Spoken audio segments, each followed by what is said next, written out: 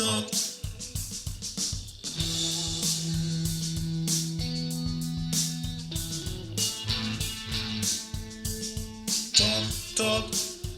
I hope you're enjoying the third series of the Magical World of G. Michael Vasey podcast series. We've had 3 really good episodes so far, and this fourth one is one that I really enjoyed as well, talking to my friend and one of the directors of The Silent Eye, Stuart France. Welcome, Stuart. I'm going to start with my usual question. For you, how did this all start? Yeah, well, sort of like did the normal thing of got fed up with churchianity at sort of like a fairly early age and started looking around for other sort of spiritual paths, really. And the first one I came upon really was the Order of Bards, Ovates and Druids. Mm-hmm. So I did the first of their correspondence courses, which I absolutely loved. You know, nature-based spirituality. It was absolutely fantastic. But there wasn't a group that met in my area at that time, and I wasn't sort of like far enough in to set up my own group, really. It didn't actually really even occur to me that you could do something like that. So after the first correspondence course, and because I was kind of really looking for like-minded people as well as, you know, the actual study side of it, I started looking for other things and eventually got into Rosicrucianism through a pagan magazine, an advert in a pagan magazine. So that was Amok, and they actually had a little group in Sheffield where I was at the time. So I went along to that, and that was great, you know, mystical meetings and learning meditation, learning different techniques like that, which was lovely, and lovely people as well. So I stayed with the Rosicrucians for probably about 7 or 8 years. But then I started to feel a draw towards more magical things, because the Rosicrucians were very mystical in mind. They didn't even study really the tarot, and I'd been looking at tarot for a while. And so I started looking for other schools that perhaps did a bit more tarot magic type thing. And I'd read all the DM Fortune books, obviously, and we weren't doing that kind of thing. You know, we were doing little bits of that. And then I came across the Servants of the Light, so joined that for probably about 7 years, and through that met people that we eventually went on to form our own school based on all the things that we'd done, which, as you know, is the Silent Eye. So when did you meet Steve? Steve was in Amok. He was one of the grand councillors in our area. So I came across his PowerPoint presentations, which I thought were brilliant. You know, in terms of, with the Amok, it's very much study orientated, as you know, but he was like expanding the study and giving people hints and you know, explaining and stuff that they didn't really understand in a fun, accessible way. So it was absolutely brilliant, you know. So made a connection with Steve at that time, and then really, weirdly enough, when I was looking for a Kabbalah sort of based study, he'd started his talk night, so we went along to that, and that turned out to be Sol. So we both joined Sol together, really. And so I was then in Steve's Sol lodge, and then we just progressed, because he then started getting into Gurdjieff and the Fourth Way and stuff. So I just followed him with that, really.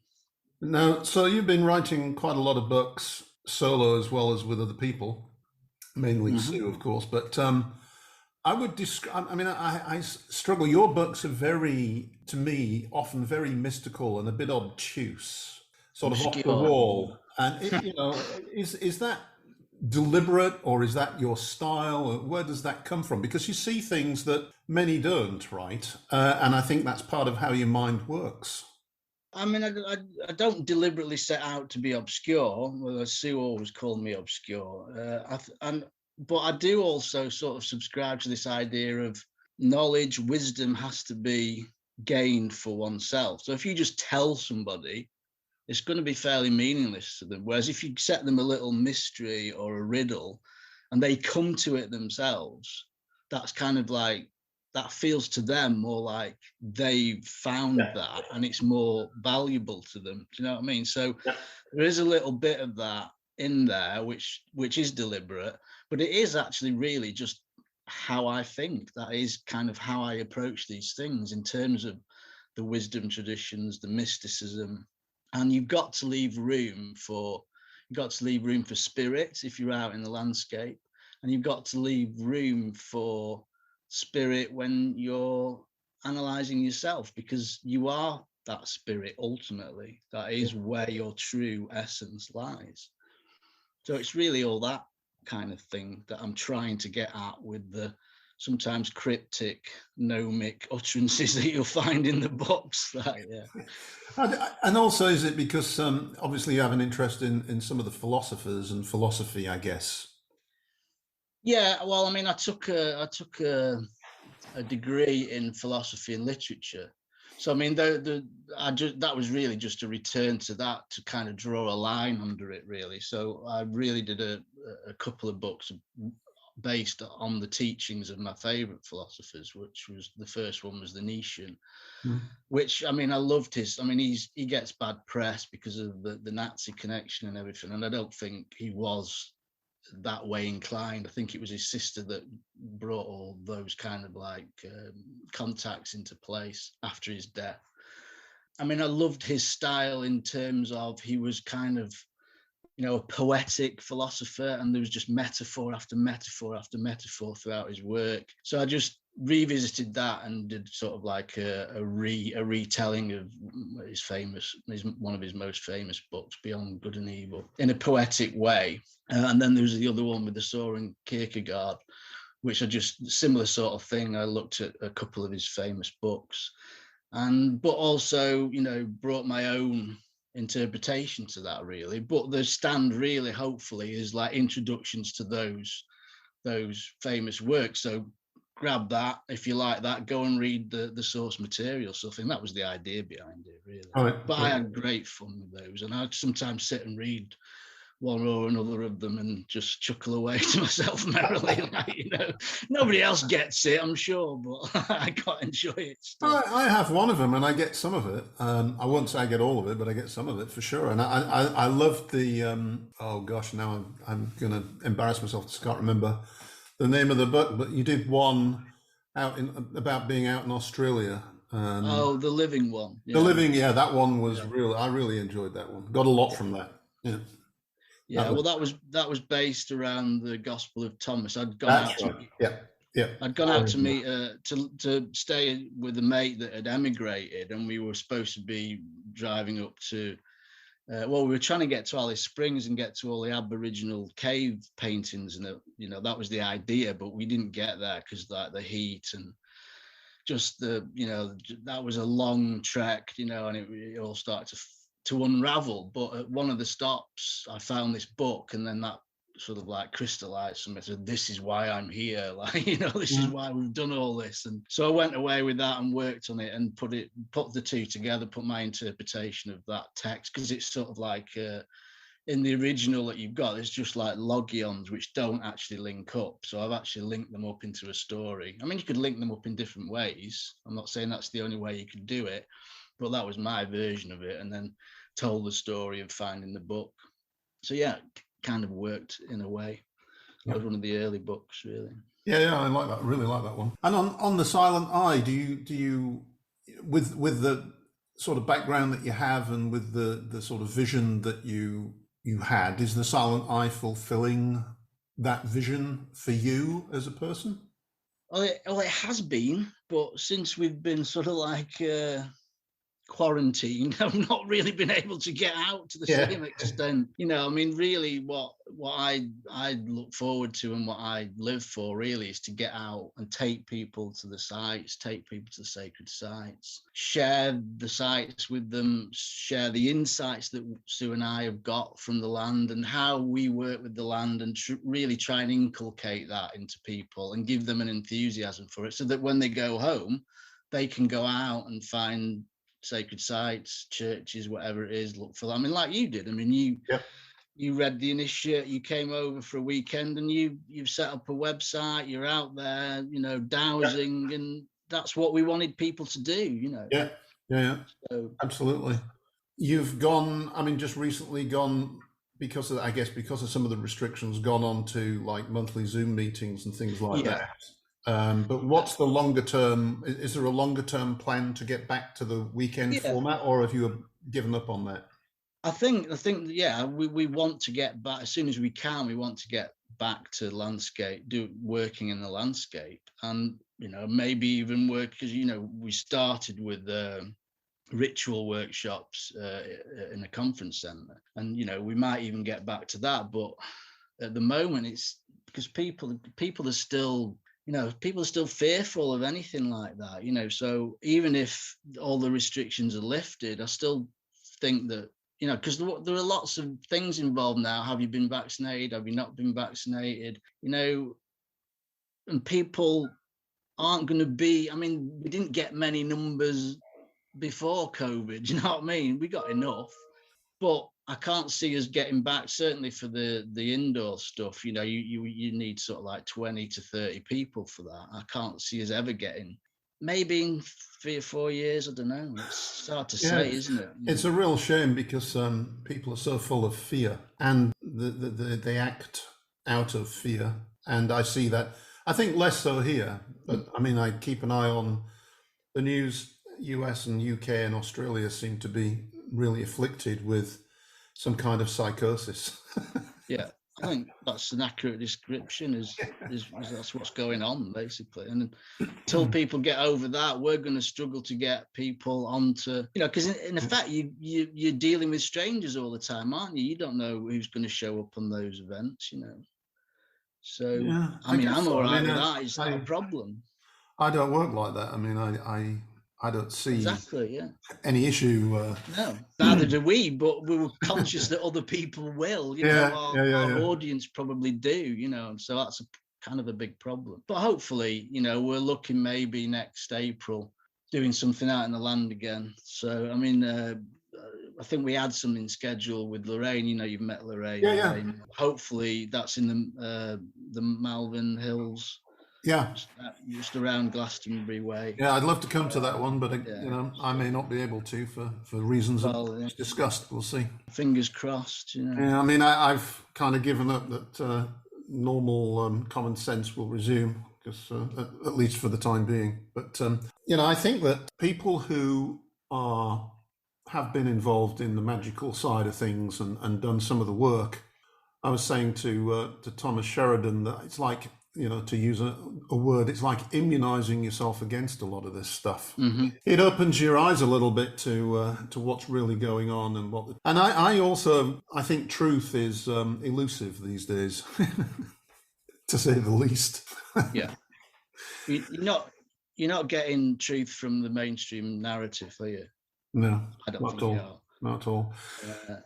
So what are you doing? What are you doing in terms of writing? Because obviously, you were doing everything with Sue, and that was produced some really interesting stuff. In fact, I'm rereading the entire. I'm on the third book. I'm a bit slow, but I'm rereading the entire set, and I'm buying them all in paperback as opposed to electronics. I've got them on my shelf. Yeah. See, you're our greatest fan, really. So as long as you're enjoying them, and I know you do, and I know you get out there and do it, which is brilliant. That's what we wanted people to do with those. So. I like some of the humor in those books as well. And because I know you and I knew Sue, I can picture some of the scenarios, like talking to a llama. Yeah, I mean, see that. I mean, it was a joke, and it will look, when you read it, you said they must have set this up. We did not set any of that up. We called the sheep a llama, and then that afternoon we came across a llama in the field. I mean, you just couldn't write. You couldn't make that up, could you? No, well, that's what happens though in this work. I mean, that's a sign that you're on the right track. Yeah, absolutely. I've mentioned to a couple of people recently that weekend when I came over, and it finished with the restaurant and the Gary menu. Yeah, Gary on the menu. It was like, but it's just like, I've never come across that before or since. No, It's just like, bloody hell. Did you set this up? well, and you know, you probably had been on the menu all weekend as well, in some ways, like, you know.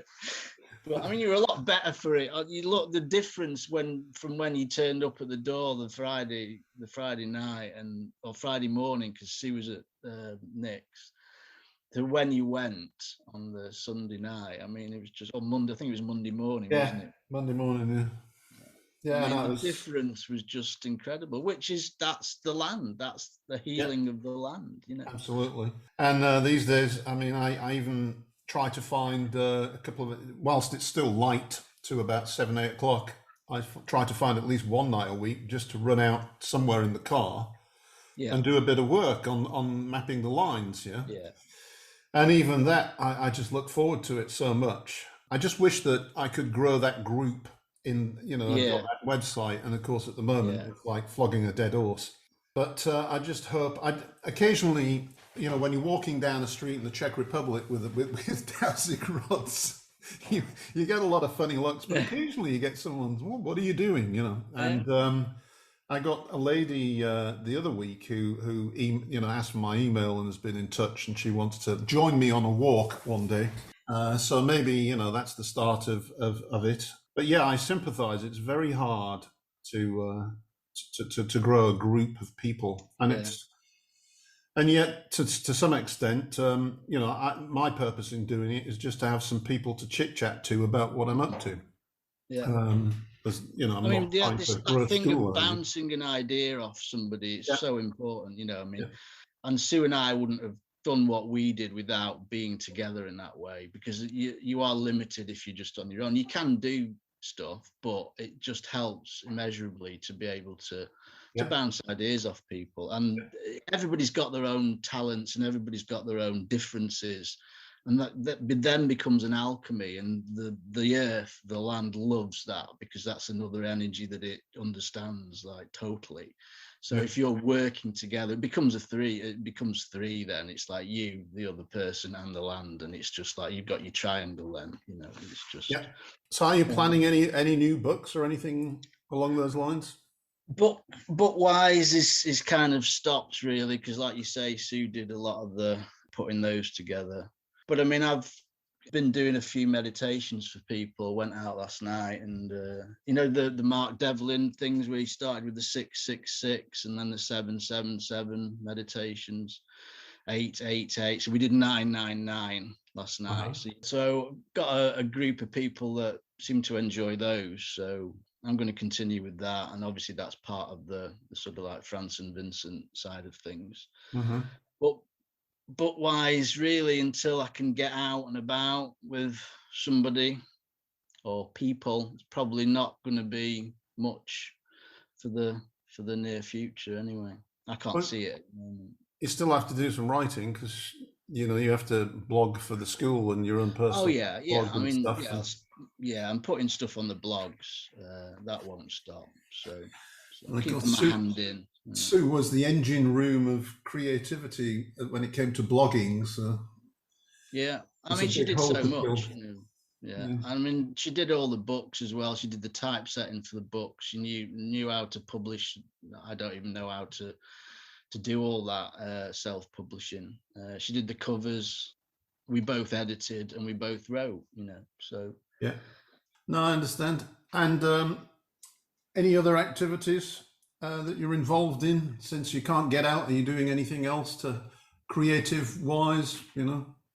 Not really. No, I mean, it's just the obviously we're looking at the Zoom meetings with the silent I now. So whatever that throws up, but it's really only once a month. Login. But it's true. It makes you capable of doing truly international calls. I mean, the one I participated on, you had people in California and Canada and goodness knows where. So there is the benefit that you can broaden the group, geographically speaking, anyway. Yeah, I mean, it's great for that. It's just, I mean, and it's great to see, because we know most of those people. And it's great to see old faces again and old friends and that. But I just think in terms of magic, you have to have that physical presence. You know what I mean? Yeah. I mean, you know, we've got the candle and everything. That's really nice, but you're just in your own little bubble with your candle and everything. Whereas if you're in a hall with people, it's got more. It's like it's like watching a football match on telly and being in the stadium, isn't it? Like, it's completely different because you've got all the energies there. So yeah. As good as the Zoom thing is, and the fact, you can broaden your horizons with it, and you usually get more people because obviously you don't have to travel and all the rest of it. It's got its limitations, and until you're really working with people, and for me, working with people in the landscape, it's just not really magic. So. Well, I know you guys were looking at like the Templars and stuff like that, and I told you before we started talking that I've been having some back and forth with Rory Duff, and I don't know if you've come across his ideas about what they were up to, but he has this view that what the Templars were doing were tracking the energy lines and tracking the ley lines, looking for the nodes. And because they felt that the nodes were places where if you meditated there, you could really change reality. Right. So he sees the Grail very much as a very powerful node. What do you think to that idea? Because to me, it has a degree of that could be on course. Yeah. I mean, I like that. I read your you did a blog on it, didn't you? So I read that, and I like the idea of the actual sites being grails, so that you could pour your energy in there and a transfer of energy, which you do get at those sites, definitely.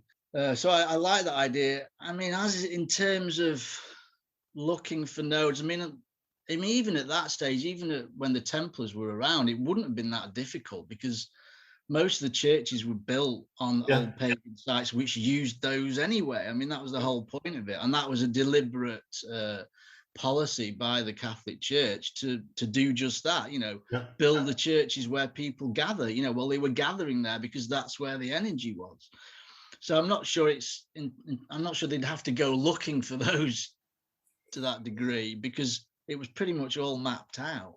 Yeah. But certainly they could well have been doing that and affecting things to a greater effect, because anything that you do, if you do it in a sacred space on a node, it's going to be amplified, and it's going to go global because it's all connected. It's not just in our country, your country. It connects right around the globe. So. Yeah, I see it like as a sort of a grid, a web of light that can be utilised. So, I when I go walkies, and if I have my daughter, she has a little dog, so it's more regular when I've got my daughter. But I still go walkies in the area, and I know where the energy lines are that come into the castle behind me on the hill.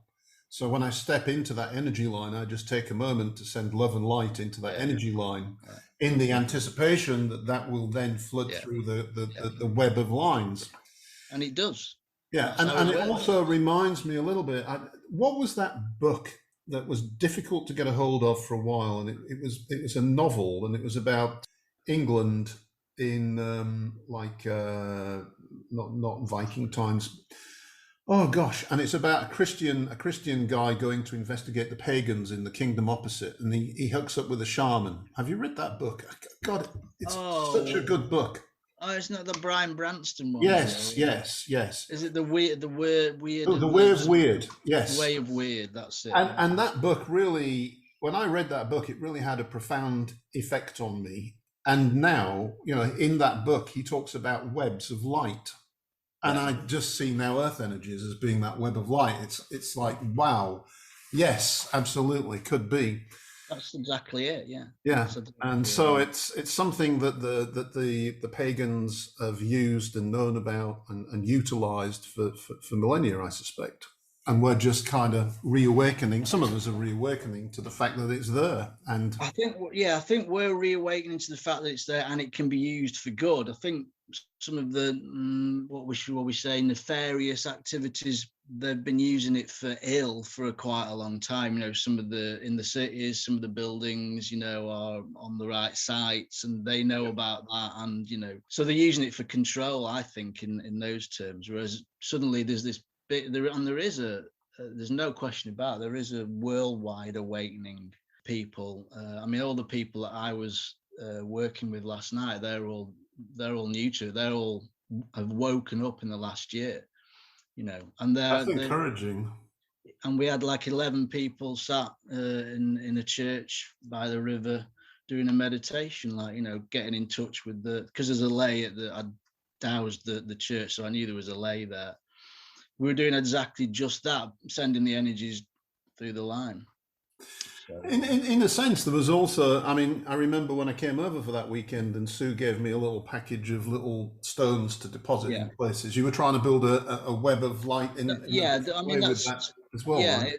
it's Sue's meditation is called the Web of Light, and what we used to do when we were at the end of the weekends, we would do that meditation and give people a little package of stones so that they could go out to sites in their area and plant the stones with their love, and then, you know, it's you drop in sort of like little seeds into the network. Then you see, so we're still, I mean, hoping to do a bit more of that. I've got going to Uffington on Tuesday, so we're going to scatter a few of Sue's ashes at Waylands and Uffington. So I'm hoping that there'll be a few people there other than just Sue's family, so we can do, and obviously in Sue's honor and as part of her legacy, we're going to be hopefully handing out some stones so that people can get in touch that way, you know, keep them contacted, you know.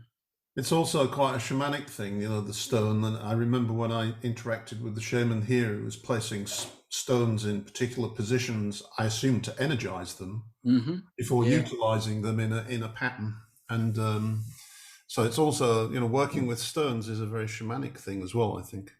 Well, anything that, you know, stones, twigs, leaves, anything that's organic and of the earth, and it doesn't cost anything. It's all free. You know what I mean? Yeah.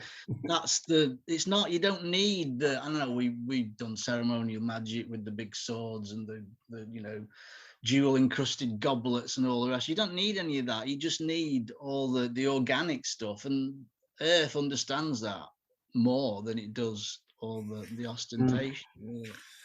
Well, here did you ever track him down completely? No, but it was part of the thing that got me going and set me off in a certain direction. I was going to do it anyway, and I was looking for Templar sites, and that, because of you guys, I was looking for Templar sites. That was your suggestion, and I was amazed to find them here. So that got me started, and then because of the shaman, I started getting into the Slavic deities and mythologies, and that opened up a whole new world. Yeah. No, they were really good, those. The work that you did with the winter goddess and the spring goddess, and yeah, it was really good. And I was talking to Phoenix. She lives in central US, and she's that Slavic. She's a Polish lady living in America, a Slavic shaman. And if one of the other episodes, I talked to her, and I told her that when I was at Mikulčice, which is a Slavic archaeological site, and I found a rotunda church, just the foundations, and there was definitely an energy vortex in it. So I stepped into the energy vortex and I meditated, and I became aware of a man with grey hair, dressed in loose white clothing with a big staff, bearded, etc. And I said to him, you know, what is your name? And it took me a while to try to understand what the hell he was telling me, but it turned out to be, as best I could understand it, Volk Vzduk. So I know Volk is wolf, but Vzduk was a mystery to me. So when I got home, I Googled, translated Vzduk, and found out it's breath or air. So the guy's name was Wolf Breath, right? Wow. And he was the one who said to me, yes, the Slavs used the rivers of light for the purpose that you're using it now, and I will help you to do this. So I related this story to Phoenix, and she just turned around to me and said, well, but this is the shaman who's still working with you. And I got that feeling, at the back of my neck, all the hairs went up on end, and I said, "Good grief, you are right. It's the shaman still." Yeah, I've got that now. I'm tingling. Like, Yeah. that's brilliant. Yeah. Yeah. So yeah, that's so Excellent. obviously there's still some kind of interaction between him and I on a different level, which is really interesting. I mean, I'm definitely on a just like you followed the birds and wound up on Yeah. in this tremendous adventure. I've now followed the shaman and ended up in this Brilliant. other fantastic. I mean, if you tell people about it that are not like-minded like you and I, they think you're a nutter. Yeah, you just think you're mad. I mean, I did a little brief resume of the whole ley line thing we had about 10 minutes before we were due, because we did it at 9 o'clock. So I did about 10 minutes before we started the meditation. So I ran through the classic books, the 3 books, and then afterwards I thought they must have thought I was absolutely bonkers. But I mean, they all stuck around, did the meditation, and enjoyed it. So I thought I've not done too much damage, but it is just when you talk about it in those terms, if you don't experience it, it just sounds. I was going to say you have to experience it to know. And that's why you have to get out there and just look. Yeah, and I remember looking at you telling me the stones sort of take on shapes and stuff. I remember looking at the stones at I think Will and Smithy. There was it. Yeah. I'm seeing exactly what you're telling me. I'm like, good God, whichever way I look at this, I see faces and shapes and things, and those stones are amazing, aren't they? Yeah, absolutely amazing place. Did you ever see the Mephistopheles type visage in that rock that you put up? Did you ever see that? Oh, you mean the crowl of stool, the serpent head? Yeah. Yes. Yeah. I see all kinds of stuff in that stone. Yeah. I go there as frequently as I can because there's 2 energy lines there. So there's a node in the middle of the circle. Yeah. And the strange thing is that one of the energy lines runs south and it passes through Velehrad. And Velehrad, there's a big Catholic monastery that's dedicated to the 2 saints that Christianized the Slavs. And it's connections like that just because the other thing is when I'm going around the country trying to track energy lines and you lose them in the vast countryside because there's no roads or footpaths or anything, I always think, okay, well, how can I find this thing? Look for a church on a hill. Yeah. Because that's undoubtedly going to be an ancient site. Yeah. And now it's look for a church on a hill with a cross with the two crosses. I forget what the name of it is. I know what you mean. Yeah, I don't know what it's called. And I tell you, 99% of the time, that's where the energy line is. Yeah. And that symbol, that cross, it's in the Slovak flag, and it's also the symbol of those 2 saints. I can never remember their damn names, but the 2 saints that Christianized the Slavs. So there's a big connection there as well with these 2, with Byzantium and all of that stuff, because they were influenced by Byzantium as opposed to Rome. Right. And then there was a big fallout because the Roman Church wanted to have its way. And so once these 2 fellows died, it stamped its authority and stamped out a lot of this, because they didn't Christianize and eradicate. They did more. It was more like the Celtic Church. Yeah. They allowed some of the pagan stuff to be part of the worship, and Rome couldn't tolerate this. Yeah. I was going to say, it sounds like very similar to what happened with the Celtic Christianity, and then Rome eventually did the same there. Yeah, exactly. Funnily enough, the church where we ended up doing the meditation, because I mean, I didn't know the place from Adam really, and they said, "Oh, we're going to this place," so I just looked it up. There's a church there. It's called the St. Michael. Oh, it's a St. Michael. We've got a chance. It could be on it. So I went down and researched it on the internet, and it just mentioned that the village had been founded in the 600s by Aidan, Saint Aidan. So famous Celtic sort of saint. Yep. So I just thought, well, we've got a double chance of it being on the line now. Maybe those connect with the Aidan sites on the other side of the country, like Holy Isle and the Bamborough Castle. There's his actual shrine is is in the church at the foot of Bamburgh Castle. So I thought that's probably what they're trying to tell us, that links to that. And sure enough, when I just doused it, and it was, it was just humming, really. So in the books, you talk quite a bit about John the Baptist. Mm-hmm. And I've noticed, interestingly enough, that a lot of Slavic churches seem to have been dedicated to John the Baptist. And he crops up with, some of the churches that are on the line. I read the check and I think it's St. John, and then I get back and translate it properly, and it's John the Baptist. Yeah. So there's something, about John the Baptist going on here too, which is interesting.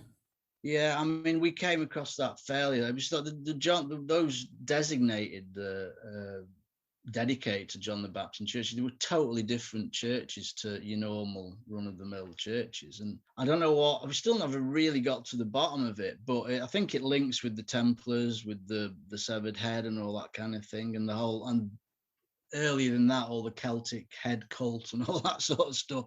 It links in with that, and water through heads and wells, and it's all that. It's almost like the feminine aspect of Yes. all that. Yeah.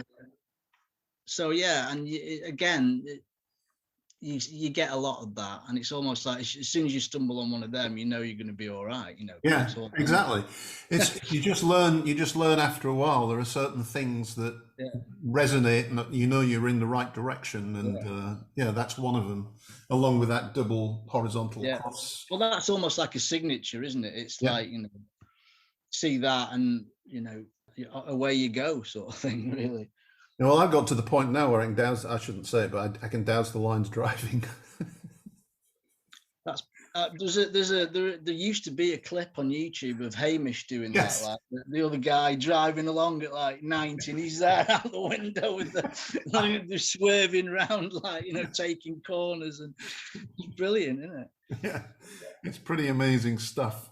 Right, so let's see if people would like to know a bit more about you and your work and the things you're up to. Where would they go? They would go to franceandvincent.com or thesilenteye.co.uk. Well, my thanks to Stuart France for participating in this, the third series of the Magical World of G. Michael Vasey podcast.